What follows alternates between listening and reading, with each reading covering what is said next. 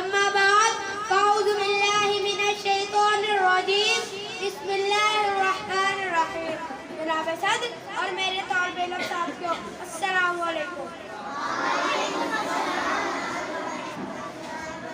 ए वतन तूने पुकारा तो लहू को उठा, ए वतन तूने पुकारा तो लहू को उठा, तेरे बेटे तेरे जाबाज चले आते हैं।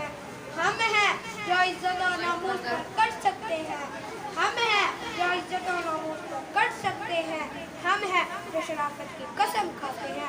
जनाब सदर, 23 मार्च 1940 का दिन पाकिस्तान की तारीख का इंतहाई अहम दिन है।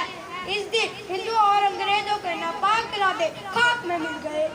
23 मार्च 1940 को इकबाल पार्क लाहौर में करारदादे पाकिस्तान मंजूर हुई। अगरचे पाकिस्तान उसी दिन आजाद हो गया था जब हिंदुस्तान में पहला हिंदू मुसलमान हुआ था। मगर फिर मुसलमानों ने 23 मार्च को इकट्ठे होकर यह फैसला किया कि बन के रहेगा पाकिस्तान। और फिर आखिरकार मुसलमानों ने अपनी मंजिल मकसूद को हासिल कर लिया। 14 अगस्त 1947 को पाकिस्तान दुनिया के नक्शे पर उतरा।